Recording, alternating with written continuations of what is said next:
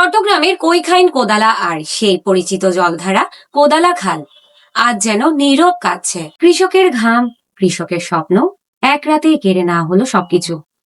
গভীর রাত, চারপাশ নিস্তব্ধ।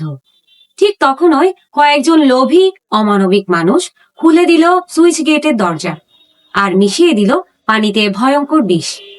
এই বিষে শুধু মাছই মরেনি, মরেছে হাজারো কৃষকের আশা, মরেছে তাদের জীবিকার শেষ ভরসা।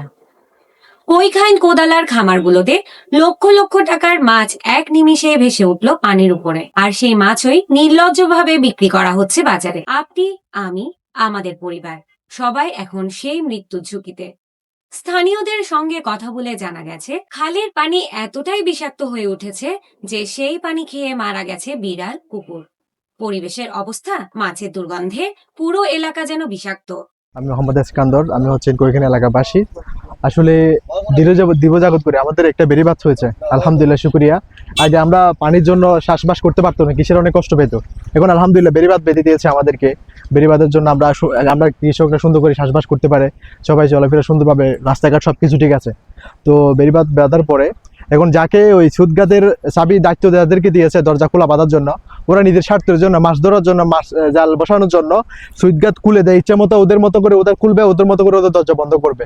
পানি ঢুকবে, রাস্তাঘাটে ভেঙে যাচ্ছে, মানুষের ঘর বাড়ি ভেঙে যাচ্ছে। যে কাজের জন্য সুইটগাত বাঁধানো হয়েছে ওই কাজটা কিন্তু হচ্ছে না। আমরা এমনি সুদগাত বেঁধে ফেলেছি দেশের উন্নত করার জন্য, কিন্তু দেশের উন্নত হচ্ছে না, আরো ক্ষতি বেশি হচ্ছে।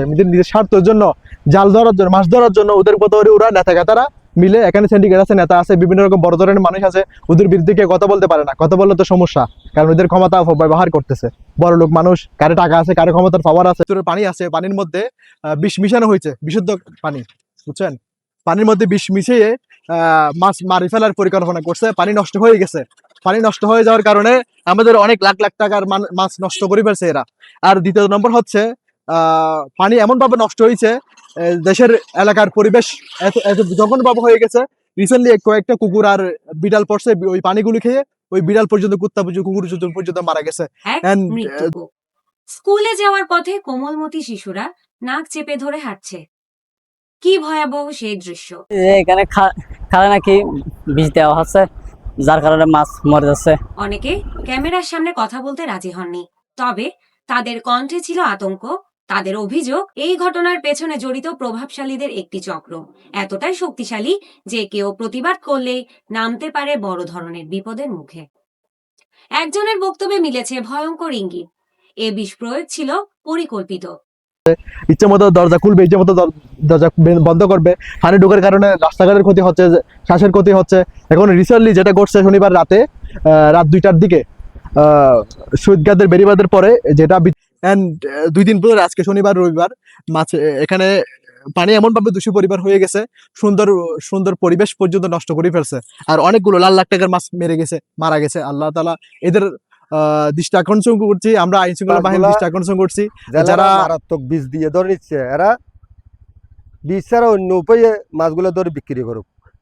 এখানে বীজ দেওয়ার পরে আমাদের গ্রামের লোকেরা মাছগুলো ধরতেছে, ওগুলো খেয়ে সবার যেগুলো মাছ কোদালা খালের মধ্যে মাছ জেলেরা ছাড়ছে আর কি, ওদের থেকে সুষ্ঠু পরিবেশে মাছগুলো ছাক, ওরা বেচক, সমস্যা নাই। আমাদের এলাকার কোনো সমস্যা নাই। আমাদের সমস্যা হলো এই মাছগুলো বিষাক্ত দিয়ে নষ্ট করে এবং আমাদের ছেলেমেয়েরা খাচ্ছে।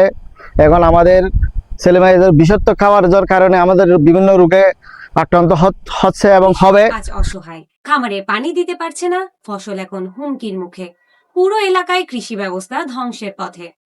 এই অপরাধ শুধু চুরি নয়, এটা মানুষের জীবনের বিরুদ্ধে যুদ্ধ। আমরা কি চুপ থাকবো, নাকি এবার জবাব চাইবো?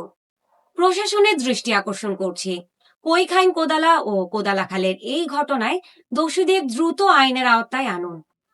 বাঁচান কৃষক, বাঁচান মানুষের জীবন, কারণ এই লড়াই শুধু মাছের নয়, এই লড়াই আমাদের বেঁচে থাকার। সাইফুল ইসলামের পাঠানো ভিডিও ও তথ্যচিত্রে হৈমন্তী জুই, প্রবাসী নিউজ টিভি, চট্টগ্রাম। দেশ বিদেশের নিত্য নতুন খবরাখবর পেতে প্রবাসী নিউজ টিভির সাথেই থাকুন।